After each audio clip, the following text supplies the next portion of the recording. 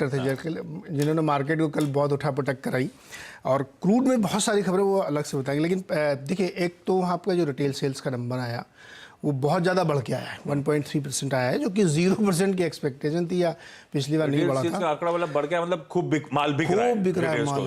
अब फेस्टिवल की शॉपिंग वहाँ पे हो रही है अभी और खूब चल रही है, तो एक उसने थोड़ी सी चिंता बढ़ाई और उस चिंता पे जो है तड़का लगाया फेड के 2 अधिकारी। उनके मुंह बंद क्यों नहीं होता, मुझे ये समझ नहीं आ रही बात। एक न्यूयॉर्क के थे और एक जो है सैन फ्रांसिस्को के, दोनों ने कहा कि फेड को ये चिंता छोड़ देनी चाहिए कि नंबर्स तो थोड़े से ठीक हुए हैं तो हम ब्याज दर बढ़ाने का सिलसिला स्लो कर देंगे या नहीं करें, कुछ भी नहीं करेंगे, ऑफ द टेबल है ये सब बातें, आप एकदम मान के चलिए कि अभी वही ट्रेजेक्टरी जाएगी।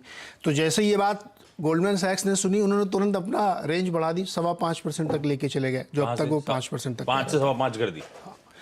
सो ये जो स्टेटमेंट पे मार्केट रिएक्ट कर रहा है ना, इसको कितना सीरियस लें आप, ये कितना गंभीर मान लें, ये क्वेश्चन है।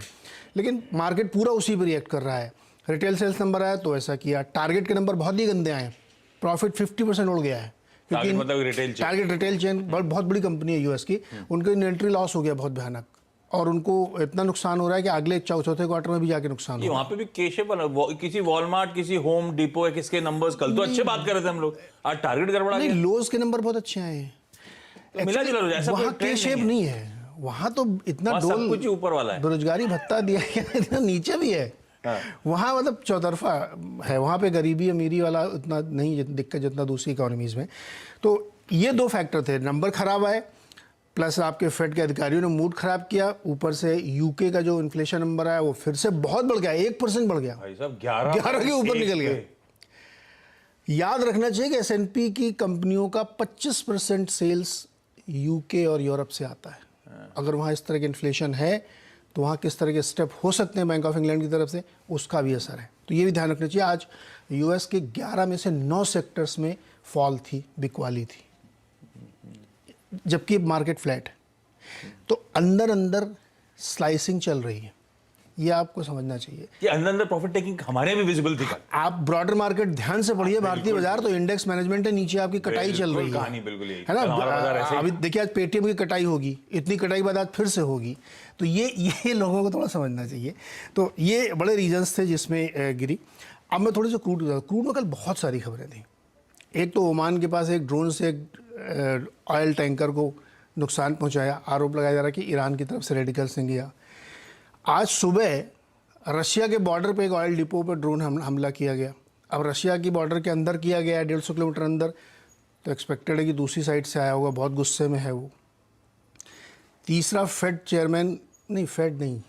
ओपेक के जनरल सेक्रेटरी ये कह रहे हैं कि हम इस मार्केट को ठीक करने के लिए इंटरवेन कर सकते हैं। उनका इंटरवेंशन सिर्फ प्रोडक्शन कट ही होता है। भारत ये कह रहा है कि 5 दिसंबर से प्राइस कैप लगने वाला है, इंप्लीमेंट होने वाला है, रशिया वाला। तो हम क्या करेंगे, खरीदेंगे कि नहीं खरीदेंगे, खरीद पाएंगे कि नहीं खरीद पाएंगे। पर वो बार-बार तो बोलते हैं जो हमारे लिए अच्छा रहेगा हम तो वो करेंगे, जो हमें सस्ता मिलेगा हम वो करेंगे। नहीं, अच्छा आपके लिए कैसे रहेगा, कहते रहते हैं बार-बार, आप लाओगे कैसे, कैसे लाओगे आप? वो आप बताए थे ना, जहाज में पानी में तो जहाज का हम इंश्योरेंस नहीं करेंगे, हम इंश्योरेंस नहीं करेंगे जहाज का। प्राइस कैप की सबसे बड़ी चिंता ये है कि इंश्योरेंस ही नहीं होगा, कौन लाएगा? हमारे पास बड़ा रीइंश्योरर है भी नहीं एक्चुअली। तो ये एक बड़ी 5 दिसंबर डेट याद कर लीजिए, आपको देखेंगे उस समय क्या होता, बहुत दिक्कत की बात होगी। तो क्रूड में बहुत वोलेटिलिटी है, प्लस आपके अंडर रिकवरी, पूरी साहब कहने पैसा देना पड़ेगा कंपनीज को। तो क्रूड के लिए और अपनी भारत के ऑयल मार्केटिंग कंपनीज के लिए बहुत ज़्यादा मतलब उथल पुथल होने वाली। इसलिए क्रूड पे मैं कोई डायरेक्शनल कॉल नहीं दे रहा हूँ, लेकिन मेरा मानना है कि $100 आप बहुत जल्दी देखेंगे। कॉल नहीं है लेकिन तो देखेंगे। बेसिक 5 दिसंबर के बाद क्रूड उफान पे आ सकता है, यस, अगर उसको सेटल नहीं किया गया तो आ सकता है उफान पे। तो क्रूड की कहानी थोड़ी सी बहुत उलझी हुई है यहाँ पे। पीरू के पास टंकी तो 72 लीटर की है, उसके आगे क्या करेंगे? परवाह नहीं पड़ेगा। अरे अभी तो सस्ता ही चल रहा, क्रूड गिर गया 91 पे आ गया। अरे नहीं सस्ता, पंप प्राइस का तो सस्ता हुआ, बस का तो रखा हुआ है, नहीं बड़ा यही सस्ता है। हाँ, अब इसे कहते हैं ऑप्टिमिज्म, हाइट्स ऑफ ऑप्टिमिज्म। तो ये नहीं बढ़ा भी, वैसे बात सही है, सस्ता ही फील कर रहा है आप।